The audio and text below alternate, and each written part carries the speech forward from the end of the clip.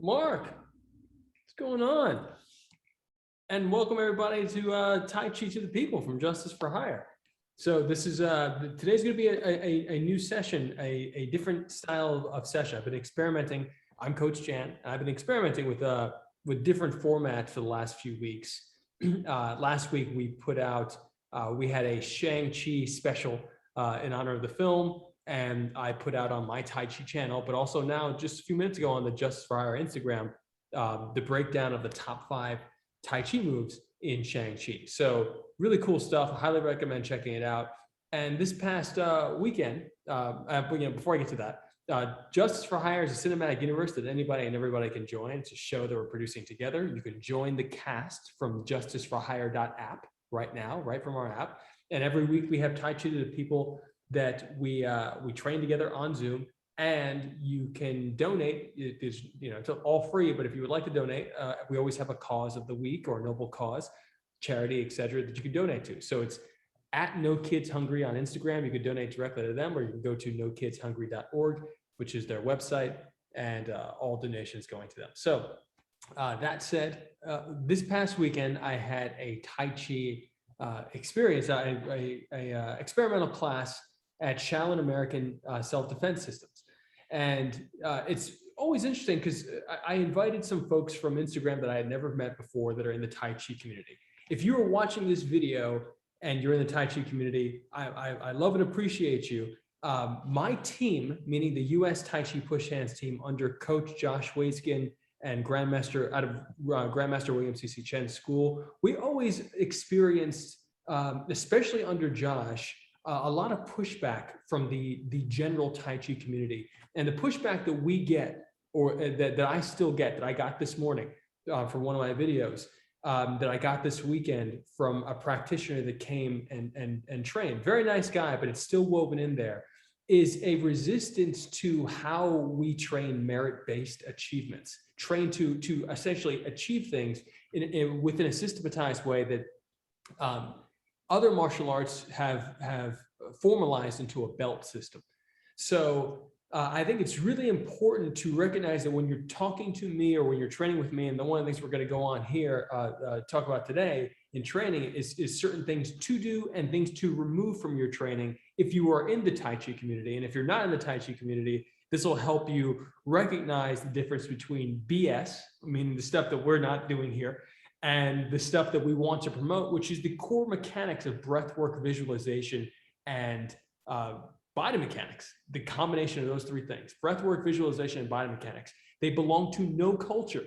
This is not a Chinese thing. It is not an American thing. It is not a blank culture nation. It belongs to all humanity. It's very important that we recognize that and integrate this into all of our systems, into our lives, etc. And that's one of my goals with this channel. What we're doing here is to share it from that perspective. That is to honor all cultures rather than to take away from any culture. Yes, certain cultures have created the space to cultivate certain aspects of these things that belong to all humanity, but that they do not belong to that culture. It's very, very important. So when someone says, hey, like that's not Tai Chi, we're not talking about the same thing anymore, because like Tai Chi is breathwork, visualization, biomechanic optimization, to essentially help you move through life better in every way, whether that is in an arena and you're boxing and fighting, or you're in a conversation, or you have to go and do something very, very intense, whatever that might be in your life. So that being said, I want to share this. The first thing I want to share, and this will, I'm starting with the do not list. Because negativity is actually a faster energy than positivity. Positivity is dense and bright. Negativity is very, very fast. So I'm going to share this thing, which is faster, with everyone. And the gentleman who came to train with me this past weekend, a few of them came, all of them very, very nice. But one of the things I noticed that if you're in a Tai Chi community, you might see people do this, which means they're, and let me actually pin this so that people can see this a little bit more on the video. I'm just making this a little bit bigger. There we go. So one of the things you want to be super cautious of if you are a Tai Chi practitioner, and if you see someone doing this, I highly recommend target them and take them out. as soon as possible, is that after they get pushed, if they're doing push hands, they jump back and they might even stomp the ground. So that thing, whatever that is, I highly recommend leaving that behind. So one of the things you're doing is that if you're getting your balance disrupted, that's okay. That means you have work to do in your structure, in your core structure. We all have work to do in our core structure. And it takes time to get good at it. And if you don't keep practicing, you might not be as good as you used to be. That's the same thing with anything. But if you're hopping out of your stance, you are agreeing so much with the pressure that you're receiving that you're actually doing a detriment to yourself and to your partner. So I got a little hop from the guy when I pressed him, and the guy was very, very aggressive. As a matter of fact, he was nervous. He was shaking when he touched me. Because I'm sure he Googled me, and he came in with the intent of proving himself. And so we'll talk about what that means too, from a Tai Chi perspective, because that to me is also a challenge we need to weed out of our community. So to a certain extent, today's Tai Chi to the people is a PSA to the Tai Chi community. No, I'm gonna get more comments on this. But again, the first thing is the stopping. I mentioned to him, hey, remove that from your game, because I'm a coach. I'm not here to be his master. I'm not his master. I'm a coach. I want to help him perform better in the arena that which we are competing in. So he's stomping. The stomp, he says, is to release energy. The energy should be focused on himself and me, and controlling the space around both of us, meaning expanding the awareness to a place where he perceives his body and my body as one body. That's where the focus needs to go. It doesn't need to go into stomping the ground and getting yourself into whatever that is. I've seen that across the board. And I will say that as a competitor, I might go, and you might consider that the equivalent. I think it's really, really important to note that one of the things Grandmaster William C.C. Chen and the team would do would be to make this sound with the throat, which is essentially connected to or the way they explained it, to like wolves, etc. The concept of pumping adrenaline into one's body through engaging the goblet. So I think that's a really, really interesting. I've done some research on this myself, but I think it's still a very interesting concept. Sometimes I do that to get into focus, get into a zone right before I go into a ring. I totally get it. But I will not be punching things or stomping things outside of the ring, because my energy needs to go right back into that person, right back into claiming my space. So that's a one don't do. That's don't stomp if you get pushed and you're frustrated, and don't hop out if someone pushes you, because that doesn't mean that they're stronger than you. That means that you have some bad habits that you need to get rid of. So that's one. Don't do that. But instead, what to do is that if you get pushed by somebody, then you're going to want to come right back. And I highly recommend to rush back in. If you need to take a second for your mind, take the second for your mind. But otherwise, rush back in and claim the space. And when you claim the space, notice that I'm talking about pushing the shoulder blade in. This is very particular. This is for competitive push hands, whether you're doing freestyle grappling competitive push hands, meaning moving step, or you're doing fixed step, or if you're in America and you do restricted step, which is, has the in between, we'll say that. But whatever one you're doing, push the shoulder blade in, drop the tailbone, and drop the hip into the lead leg's groin, meaning this right here. If you have one hand wrist to wrist with your partner, which is very similar to competitive push hands, which is a tenet of that, and one hand on the elbow oftentimes. If you play Taiwanese style, you may have one hand down, which is actually kind of cool because it launches up to do pushes and blasts. But you may start right here, which is very common. A lot of times you'll have people doing this kind of back and forth. If you do the back and forth, I'm going to give you this really important note. If you do, the back and forth is actually for the judges, and it's for the concept of balance. It's not actually for balance. It's not actually to help anybody. As a matter of fact, it will hurt your game if you allow people if you allow someone to push you off of this route.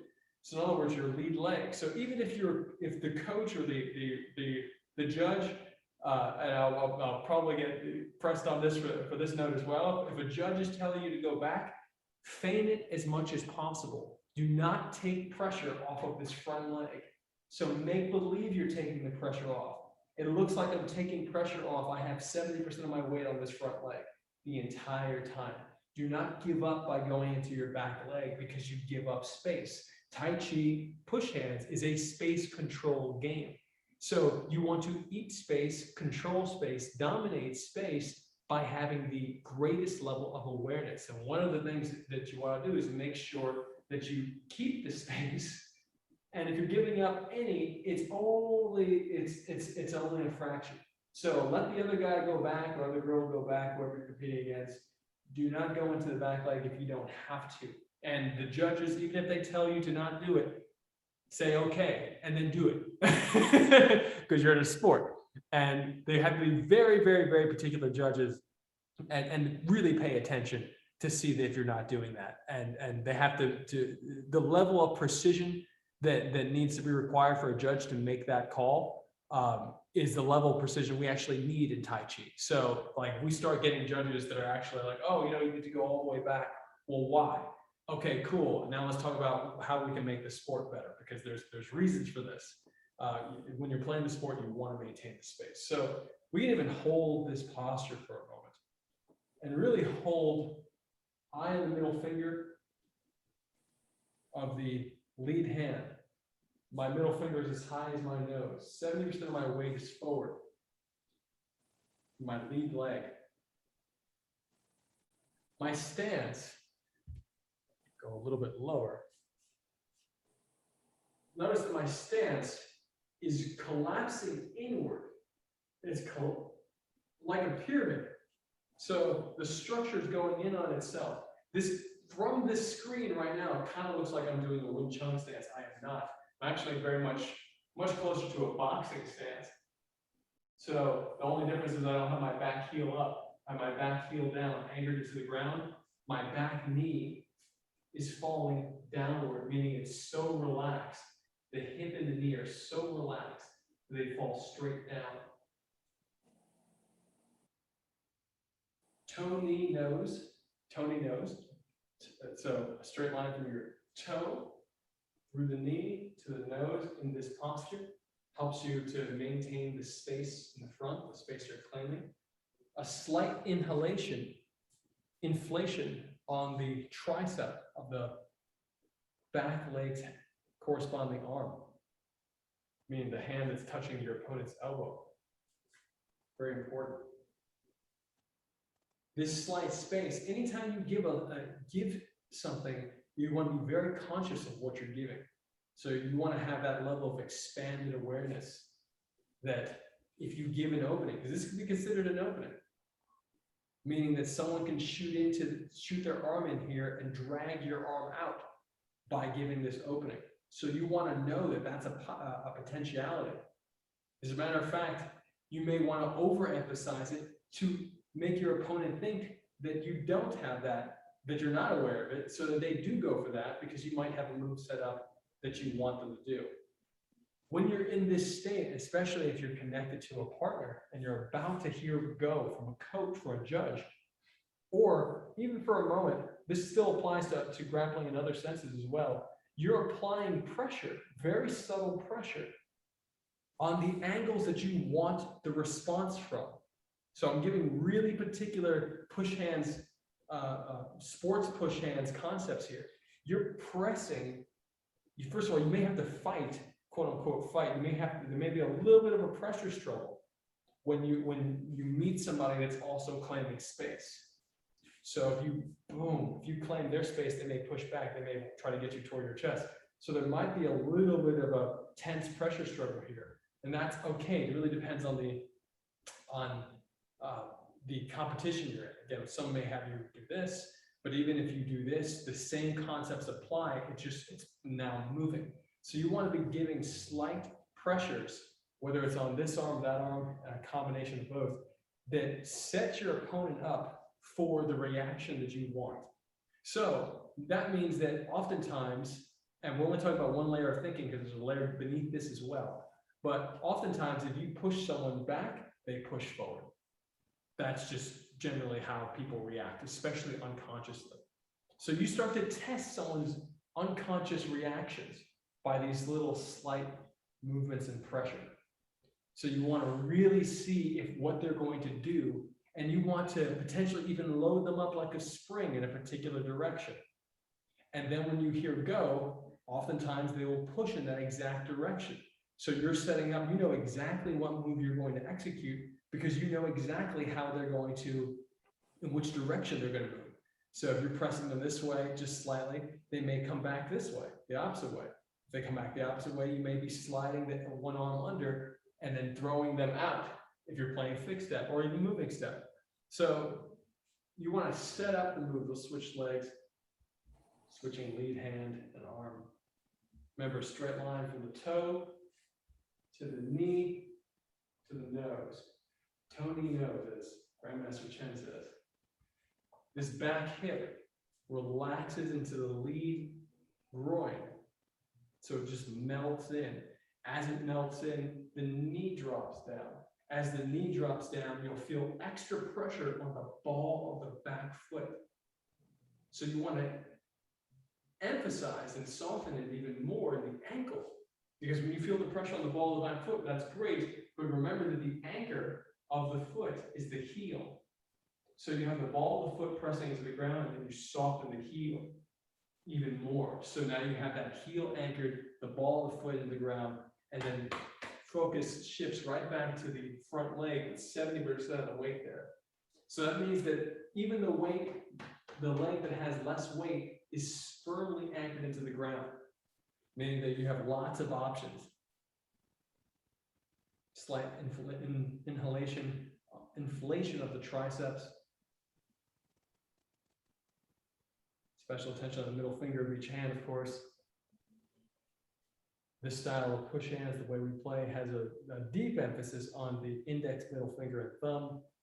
I've been toying with the emphasis on the pinky, which does happen at times. I've definitely played, and Mark is on here right now, and I have had discussions about the integration of the pinky, which is being more emphasized currently as of summer 2021 with William C.C. Chen's current thinking. He's always elevating his thinking in terms of Tai Chi. I've experienced myself grappling and using the pinky as well to lead my hand, but those are more rare occasions. What Grandmaster William Chen is proposing is much more frequent. It's every breath. So I'm still experimenting with that. But for now, 3 fingers, which also comes with William Chen, previous iteration of William Chen. And just breathe through these postures. When you're doing this, notice that I'm not very low.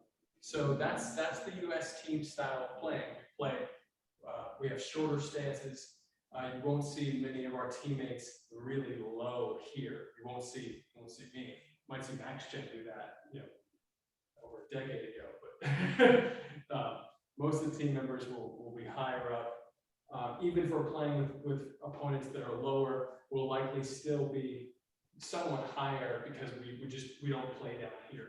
That's not to say that people can't be strong down there. They absolutely can be. That's just not our style of play. Just focusing on the breath, drawing the color in through the limbs, into the belly, and then from the belly out through the limbs, giving the breath a color. So again, the only reason we're doing this move right now is to complement. We're going to do a 1, don't do, and a 2, actually do. So, so on a don't do, remember, if you get pushed out of your stance, don't jump up and don't stomp your foot in the ground out of frustration, etc., whatever you're doing.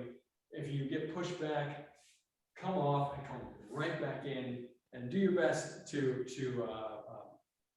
really log in your head what angle you're pressed on, where you feel the center of gravity of the opponent. These are thoughts. This is essentially an inventory, a checklist that you want to be going through as you play with a person. You really want to be able to feel And not even as you play with them, as you watch a person. There's a person outside my window right now walking by. In an instant, you want to be able to tell where the tension is in someone's body, where the center of gravity is for that particular person, the conscious center of gravity, which is different than their physical center of gravity. Someone may be very heavy set, but they may have lots of tension in their shoulders. So their center of gravity is actually up here in the shoulders, and you can move them over their own center of gravity. Their center in their mind is actually where all the tension is wrapped up. So you want to be able to read tension really, really precisely. And you'll only be able to do that. Push hands is great, but you really want to start doing it with your eyes. So read the tension, get right back in it, and play, like really aim. Tell yourself in your mind where you see the tension. Actually say it to yourself in your head. So, oh, it's in his hip, it's in his shoulder, it's in the lower back, it's in the upper middle back, it's in the chest, so they have to roll him forward. I'm going to arm drag him forward because he's leaning forward. So things like that. The next thing that I experienced this past weekend, and which was, again, a wonderful experience, merging Kempo and Tai Chi at Shaolin American Self-Defense Systems, which was wonderful. So got to play with a football player who I had to do a sacrifice throw on. He was throwing me, and I had to just drop down and throw him out of the ring. I hit the ground first, which, but he rolled out farther beyond the ring. So that technically would be my point. Aha! But football player doing Tai Chi in the Kempo system, fantastic. Very tall basketball player, really just strong folks. So you want to play with strong people, which is fantastic. And these strong people who know that they're strong, but also know that they have things to learn, were totally relaxed. Tai Chi guy, nervous, shaking when I touched him. Wonderful guy. Can't say like enough good about him. What I'm talking about here is performance. It's about performance when walking into an arena and the challenges that we have in the Tai Chi community of defining those arenas. So your ability, or if you're a push hands player, again, now I'm speaking to a very particular group of people. If you're a push hands player and you've not played competitive push hands, then the criteria for you to feel accomplished is different than that of somebody who plays the sport. And if you play the sport, the criteria is going to change based on at what level. If you've competed in Chen Village, which I have not, you'll be at one level, because that's a very intense competition that I hope to do one day. Or if you played in the Tai Chi Workout, which again has different playing field, collarbone to hip versus Chen Village, which is the full body.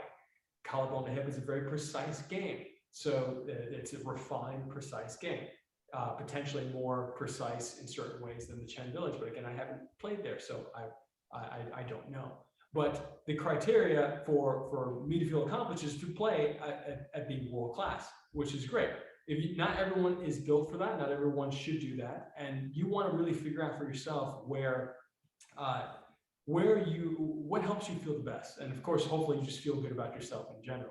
But if you're stepping into an arena or stepping into a gentle, quote unquote, gentleman's game of push hands, and your immediate intention is to move, this is what happened to me. I step up and the guy's already, I'm trying to talk to a class, he's already touching me to move me. I know this mindset because I've done it before. And I did it when I was a teenager. So if I'm with Li Tai Lang from the Beijing Sanshou team, which I fought on his US team when I was 18. And I'm like, he's showing me a move and I'm trying out little Tai Chi moves that my master taught me, my Sifu taught me on him. And he's looking at me like I'm crazy, but I got him. That's cool because it gave me a little bit of confidence in my Tai Chi. Awesome. I wanted that confidence. Fine. But it's really important to differentiate. And I think I would have told myself this at 18, because I know it now, to differentiate between the sports setting and the casual player. So casually playing, sure, like, yeah, let's play fixed step with non-defined lines on the ground, and let's see who can make each other move. Sure.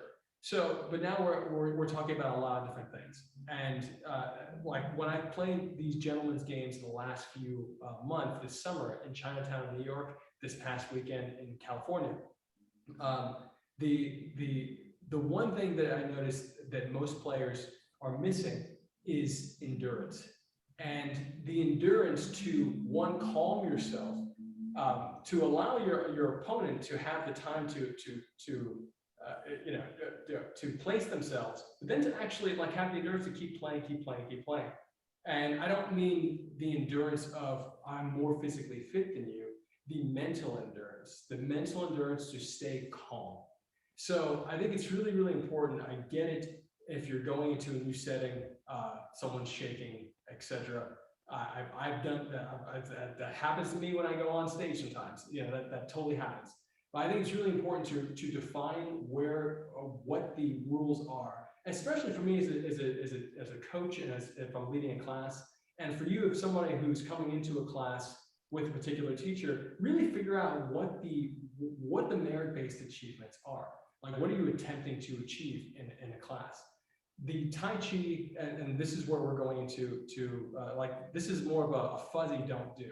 It's tough when you have communities of people who believe that they're very strong, and they are. Tai Chi people are very, very strong, but believe they're strong because of sensitivity. So the sensitivity is so subjective that it's tough to clarify the objective goals.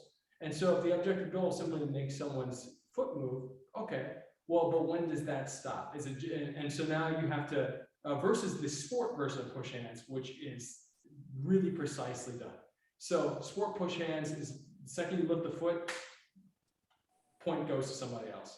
So really, really important to clarify the difference between sport and general practice. And if you're looking to have a sense of achievement from general casual practice, which is totally fine, it's important to still honor what it means to do the sport. And there's a lot of people who are not aware of the sport, and two, when they become aware of it, it is so contrary to their current perspective of what Tai Chi is that they immediately denounce the sport. And that is one of the biggest challenges in the Tai Chi community today, is that you have a bunch of folks who don't even know that there is a Tai Chi World Cup, because the US doesn't necessarily get all the information when it comes to taking these esoteric ideas and applying them in very practical ways. So I just highly recommend to allow yourself the ability to do both, to play casually, but also to recognize that there is a merit-based system of building your skill set as a Tai Chi practitioner. And I think one of the main things to do, besides this one stance drill that we did here, is the concept of Dalu. And so now we're bridging into some of the stuff that we just shared on social media minutes ago, which is the moving Dalu. We're going to do some today. We're going to do a solo version. So I just did a video on this for the Shang-Chi breakdown. And the video was really focused on taking single-handed push hands, meaning solo, the solo version, and then bringing that into Dalu footwork. So really important tenet of Dalu is that the footwork is actually angular. Oftentimes angular footwork, so that you're never stepping straight back. This beginner's version, which I think is super important, has you step straight back. Because I believe that in Dalu, it's not only the angular stepping and angular pushing, the rollbacks, etc., but it's also the drilling, the very precise drilling and getting out of the way of someone who's drilling without necessarily doing larger. An angular step is just an over angle. That's all it is. You can step back and empty a hip, and I've still achieved the same thing that me stepping and sliding this foot back would do. I've achieved the same angle. So you can either step a foot back and step angularly, or you can soften the hips at certain angles or in shoulders and still be able to redirect pressure. So right now we're going to go into an exercise just for that concept. And you've often, I'm sure if you've trained here before, you know that we do this wonderful stance here. And I have some diagrams in the latest videos I posted for the Shang-Chi stuff. That's pretty fun. I've been wanting to do diagrams like that for years.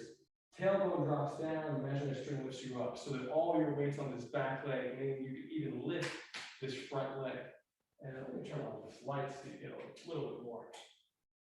Hopefully that's better. It's getting darker, but the season changed. So you should be able to lift this leg completely. The back is flat, imaginary strength.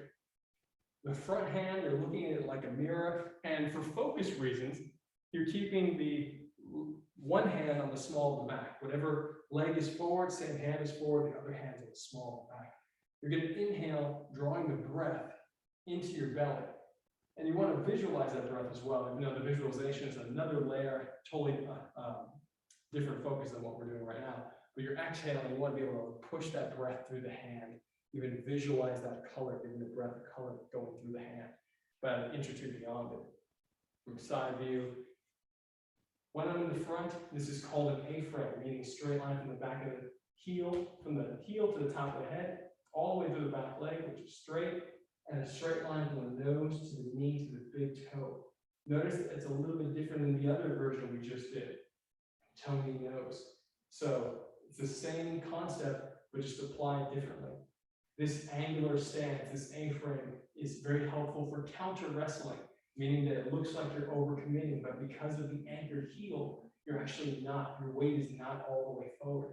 You have the anchored heel, you have the weight falling into the lead groin again. The lead groin, hip melting into the lead groin, boom, hand forward. So from here, we're going to scoop.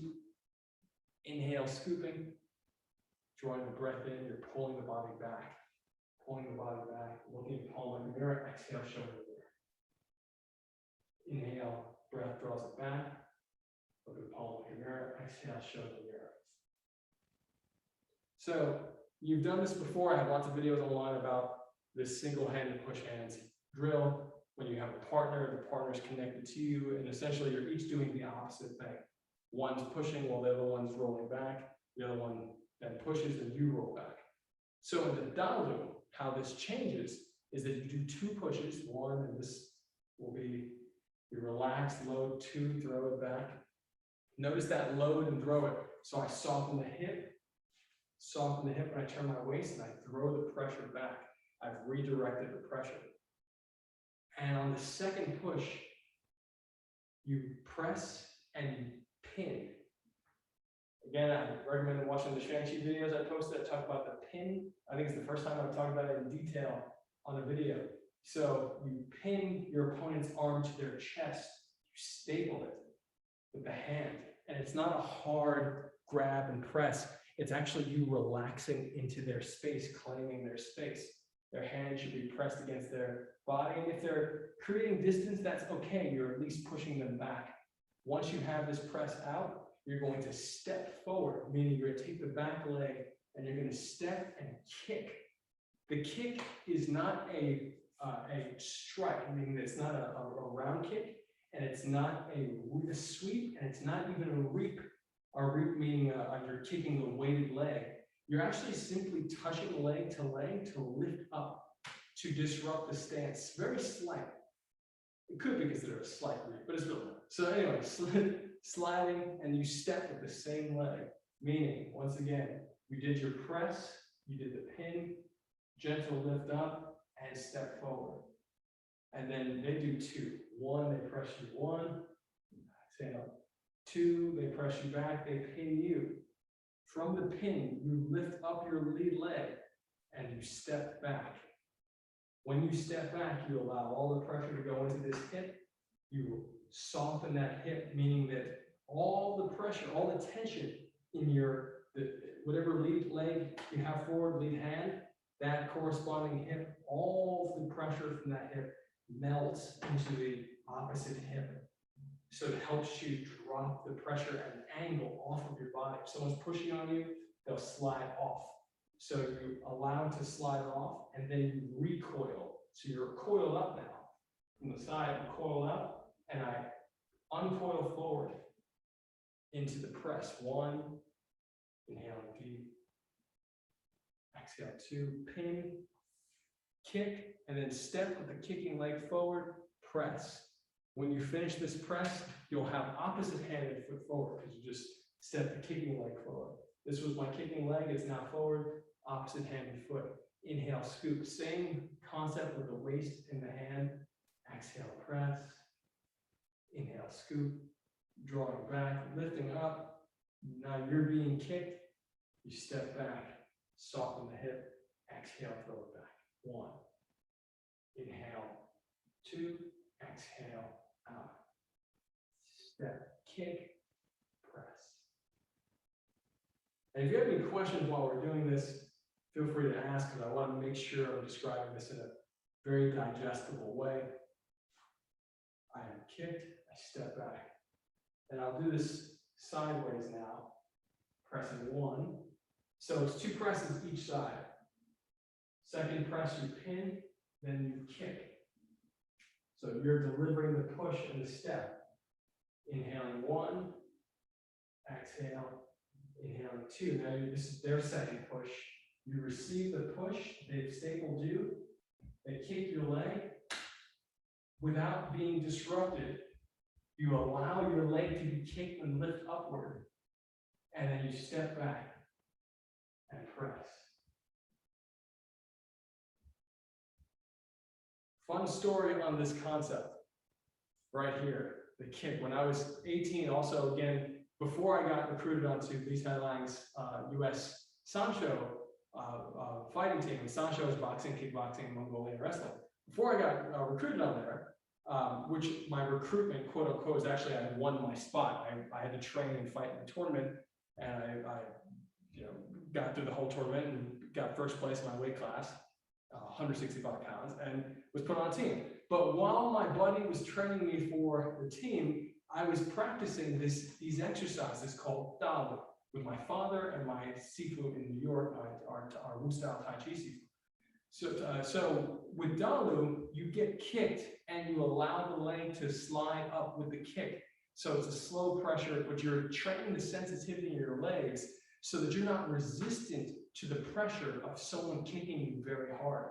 Oftentimes, especially now, you can check it out on YouTube, you'll see MMA fighters kicking each other and their legs break in the middle of the kick. They step back onto a broken leg and they fall down. It is horrifying to watch. It always freaks me out. It gives me chills.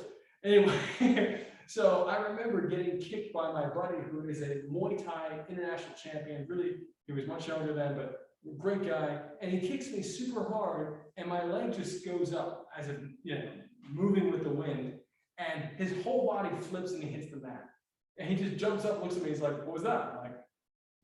I'm like, "Just Dalu." He's like, "Huh." It was a funny moment, but it's amazing to feel the flexibility and the sensitivity that this trains. And I am not the most flexible person by any means.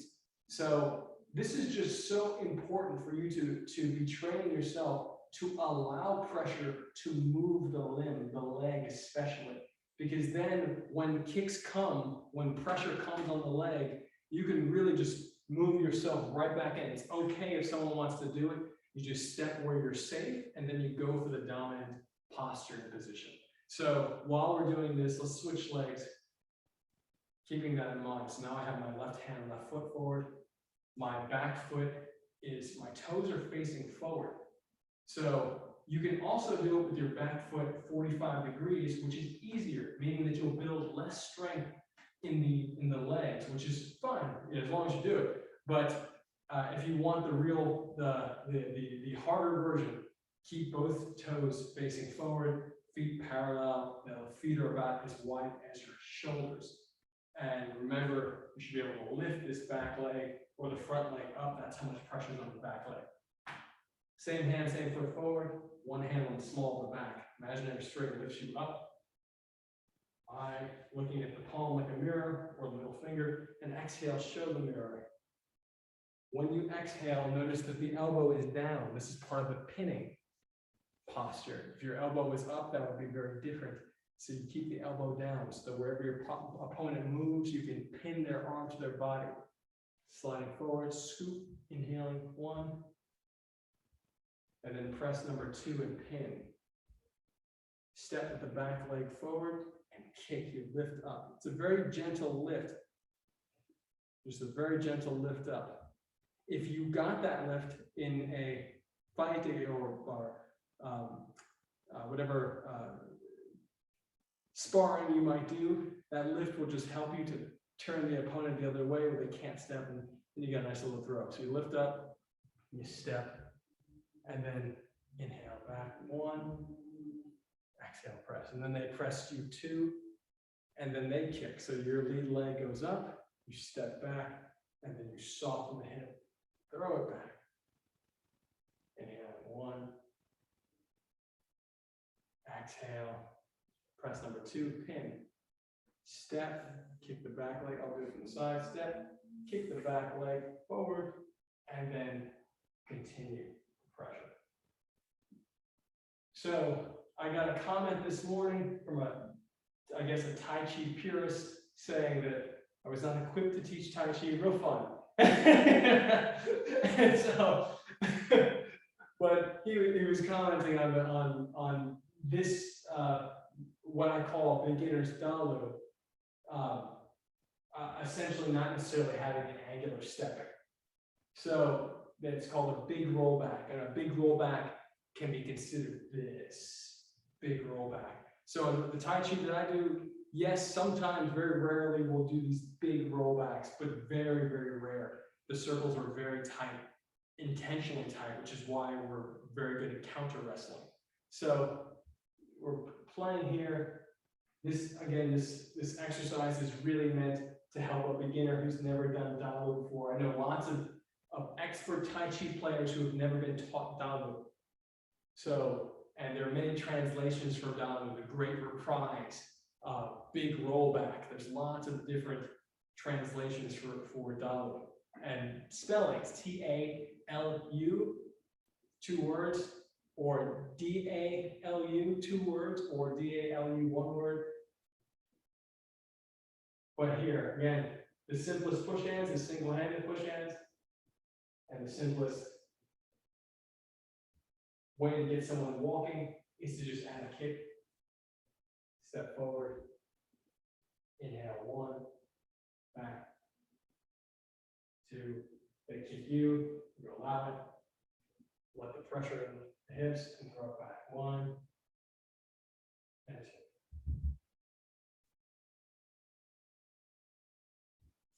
So that was a few notes from my weekend.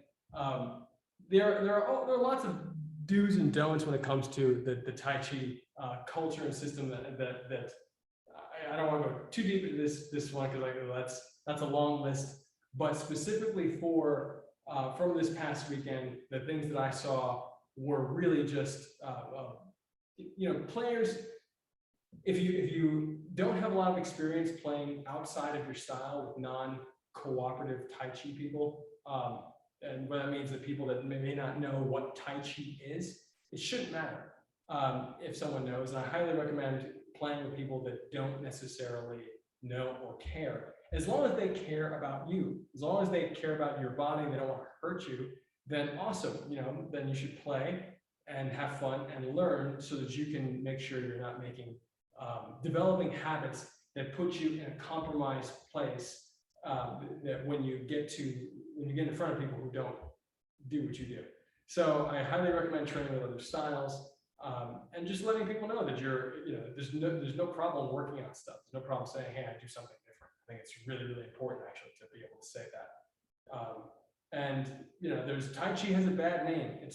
That is the truth. Tai Chi has a bad name in the martial arts world. And most people think that Tai Chi practitioners are full of BS. And that's my direct experience training with lots of people, lots of different styles, and having fought.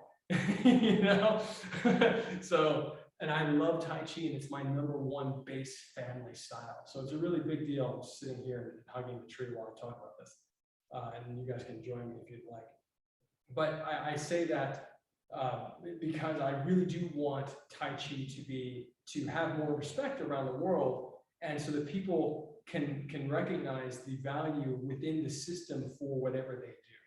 You don't have to do the form. You don't have to do pretty much anything that could be considered Tai Chi lifestyle, as long as you can take the core mechanics and bring it into your life, which more than likely, if you're a martial artist, you actually already have. Tai Chi is not so special. It is really just the end result of someone practicing anything for a very long time. And the great thing is that thinking has been systematized. And so, and it needs further refinement. So it's really important, I think, for anybody to, whatever training you might do that helps you, your martial training, to really look at Tai Chi and see what you can pull from it. for whatever you do. And if you pull anything, I highly recommend looking at that, the concept of the breath work, the visualization, and how that catalyzes body mechanic, if nothing else. So that being said, let's do a quick blitz of exercises to give us all a wonderful Tai Chi workout today. And I think that what we haven't done in a while is hugging the tree in a cat stance, so we'll do that. The cat stance again is that all weight on the back leg, so you should feel that this foot just dangled.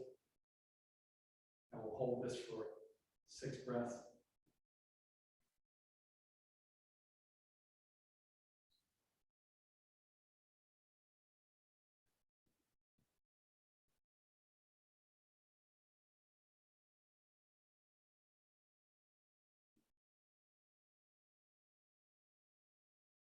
And switching legs.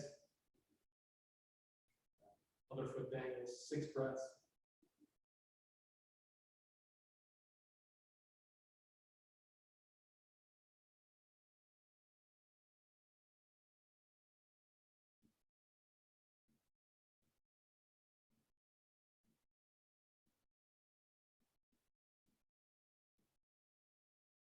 And switching legs.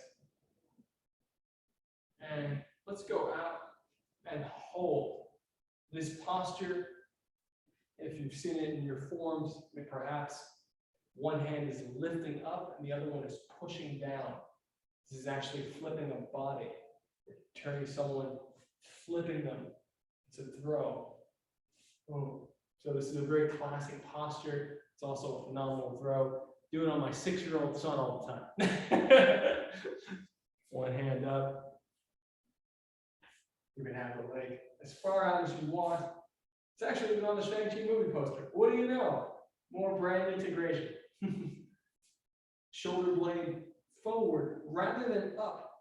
So the shoulder, rather than going up, goes forward. The hand goes up. The shoulder stays relaxed. No need to keep lifting the shoulder up. This other hand, shoulders down, and you're pressing.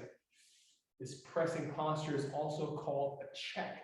It's an arm check used in judo, used in kempo, used in lots of different styles, especially to keep a partner or opponent away. We use it in Tai Chi all the time.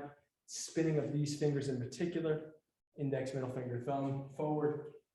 Inflate the tricep with an inhalation, and notice that the shoulder blade comes forward. So you get this wonderful boom, spinning posture, and hold 6 breaths. Wherever your heart is facing, 45 degrees out, your head is facing 45 degrees in the other direction.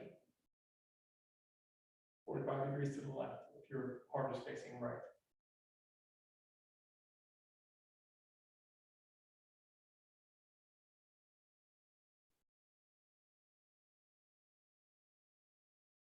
And then switching sides, pressing down with 1, flipping up with 2. So one goes down, the other one goes up. Again, same concept. Spin the fingers in with the breath, meaning they spin toward the body. As you spin the fingers, inflate the tricep. As the tricep inflates, the shoulder blade in the back, if it's sticking out, should disappear inwards. Downward. This hand up. Shoulder blade pushed in on the risen hand. It's pushing in. Rather than shoulder lifting up, pushes in. Protect the head, which is actually flipping the body in the other direction. My heart is facing to the left, 45 degrees. My eyes are facing to the right, 45 degrees. Feel the twist in the waist and hips. About 70% of the weight on the lead leg, bent leg. And 6 breaths.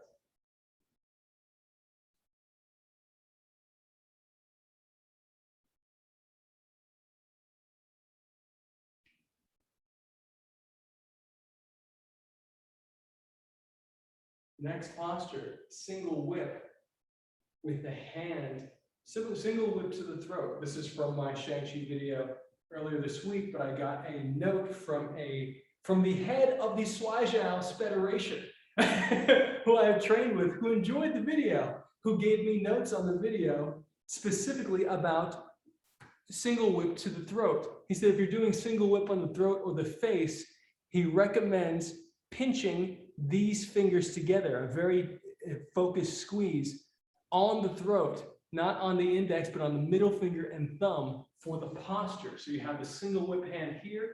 Here's your single whip crane fist, which you catch a wrist and you go up. Gentle catching of a wrist. Let me give you a little bit more. Catch the wrist, gentle hold here, and boom, holding up. So someone throws a strike, a hook, you're stopping the hand and you're holding the throat. So this is a move that's in the Shang-Chi movie. I probably wouldn't do this in life, but I think I actually did it for real in high school once, but that was an altercation. Anyway, anyway, I didn't know about this. So holding up from the side, holding up. And we're in a cat stance here. You know, I'd probably recommend something different for the sake of this posture and getting a good workout in the legs. Let's do cat stance. Emphasizing middle finger and thumb on the risen hand. 6 breaths.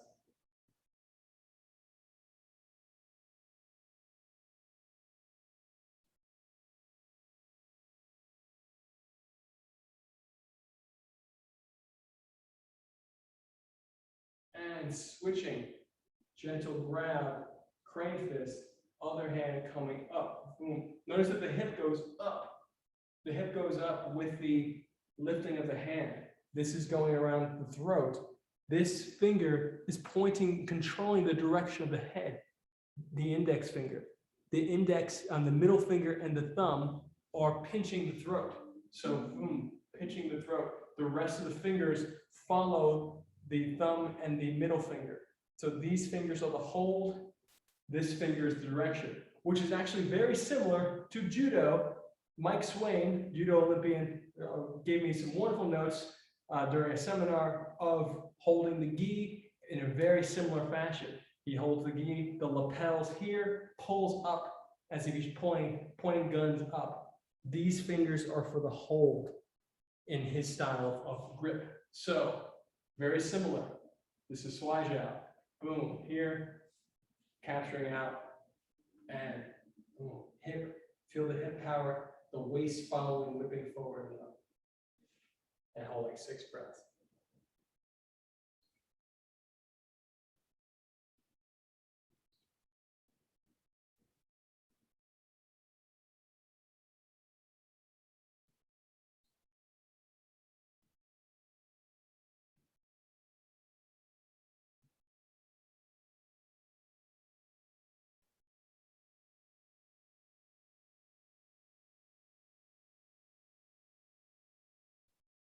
Next note from from James, Chin Jet. I know I butchered the name a little bit. My apologies. I will make a separate video specifically to honor his notes from the Shang-Chi video. So he gave me another note. He said that his Swai Jiao single whip for the armbar, the standing armbar, which means you're rolling your opponent's arm down. You've probably seen this. I'm the opponent.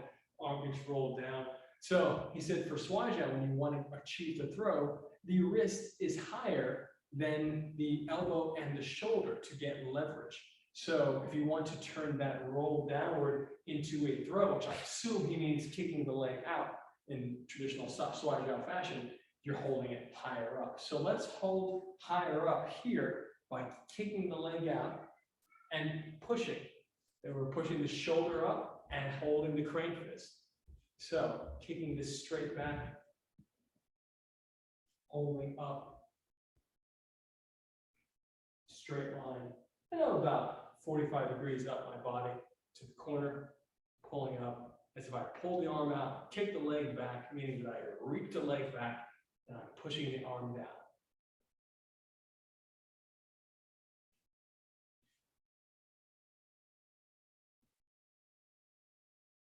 And notice that I'm still in single whip posture.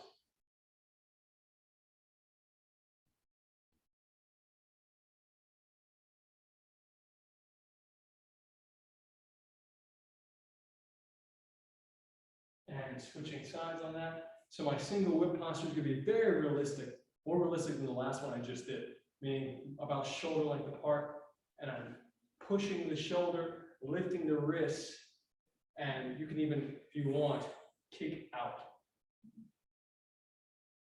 It's really more realistic. You're rolling the person, boom, you kick out, and you lift up.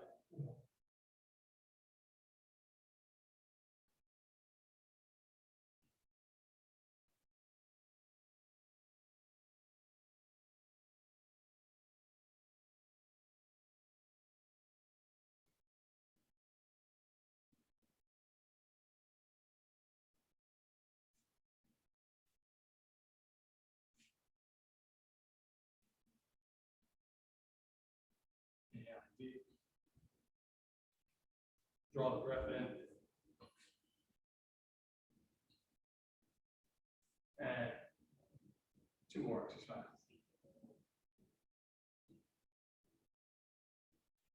This is golden rooster. Seated on the back leg, thigh higher than the hip, knee higher than the hip, shoulder blades in, tailbone down.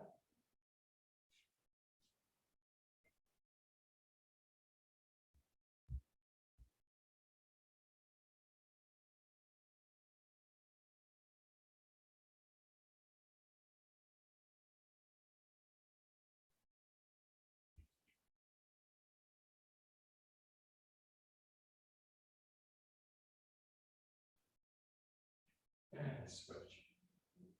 Up, down, in, out.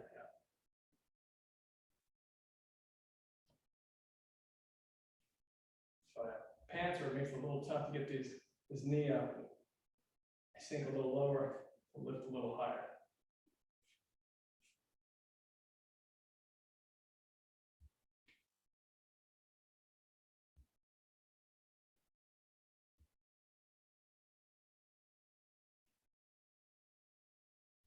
And reach out, across, crane fist, again, more single lifts.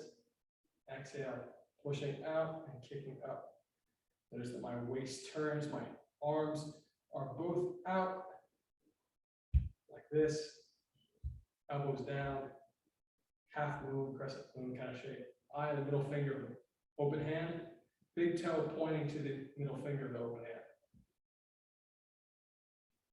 6 breaths.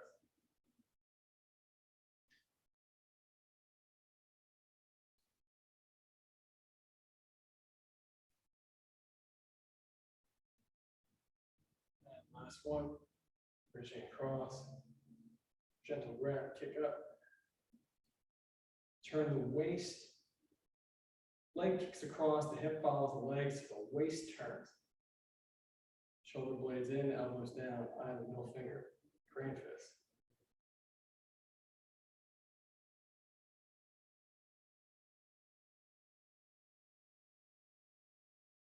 Big toe points to the middle finger of the open palm.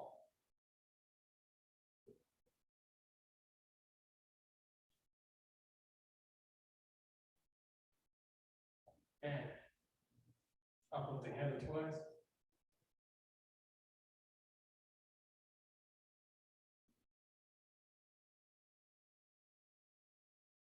Feet 2 fists apart. Grasping the toes. Fingers to the back. Chest up, hips forward, weight on the toes. Exhale, butt back, fingers forward.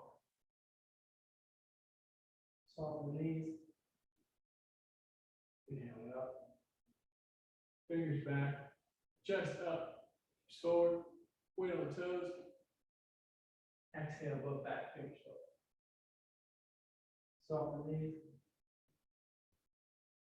Inhale it up. Fingers to the back wall. Chest up, hips forward, weight on the toes. Exhale, butt back, fingers forward. Inhale again. Exhale, wash the color down the leg. And hold, toe, big breath in. Exhale, pull yourself a little deeper. And inhaling up. Switch legs, right leg to the belly. Exhale, pushing the leg down the leg, breath down the leg, and hold the toes. Inhale deep. Exhale, pull yourself deeper. Inhaling up, switch legs, 45 degrees. Exhale, pushing down. Hold the toe. Inhale deep. Exhale, pull yourself in deeper. Inhaling up, switch legs. 45 degrees. Exhale, pushing out. Hold the toe. Inhale deep. Exhale, pushing in, pulling in deeper. Inhale. Switch legs 90 degrees. Hold. Inhale deep. Exhale, pulling in deeper. Inhale. Switch legs. Exhaling down. Hold. Inhale deep. Exhale, pulling deeper. Inhaling up above the head, onto the toes. Exhale down the legs. Inhaling up, twist to the right. Exhale down the leg. Inhaling up, turn to the left. Exhaling down the leg. Inhaling up over the head. Exhaling down. Good job. Up the inside of the leg. And awesome. Switch up the inside. Over the shoulder. Switch on the back. Slapping, not dropping. Slapping to this form. Inhaling out, just the fingers. Yeah. 3 more. 2 more. 1 more. Rub the hands together. Around the chest. Exhale, pushing the color through the hands into the lungs, through the muscle, tapping around pectoral major, pressure points, massaging deeper into the muscle, into the lymph nodes, and floating rib up. Again, other side.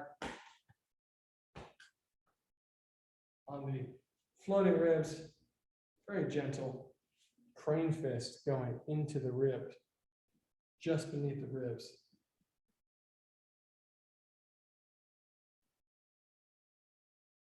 Four fingers on the sternum. The immune system up and down.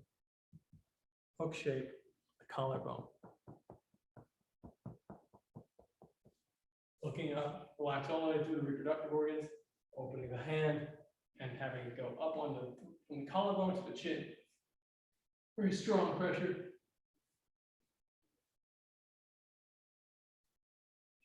Back of the neck, counterpoint.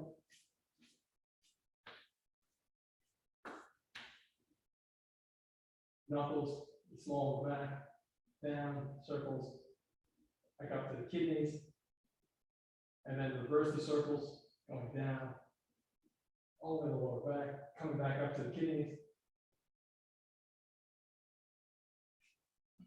Hook shape, chin, the hormones, switch. For sleep on the ear, soft part of the earlobe.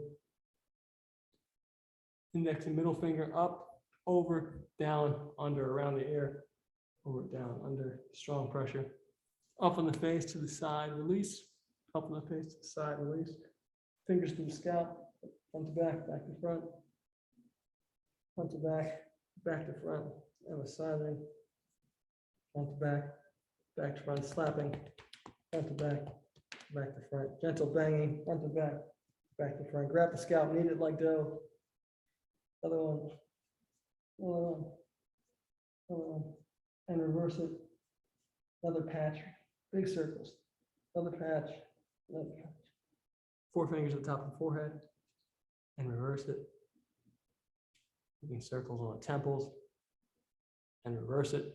That football player I was talking about, we cracked skulls. Really tough. So I've had a little, I don't bruise very easily, but it's definitely there. Massage. And reverse it. Nails in the groove between the eyeball and the bone, tapping around.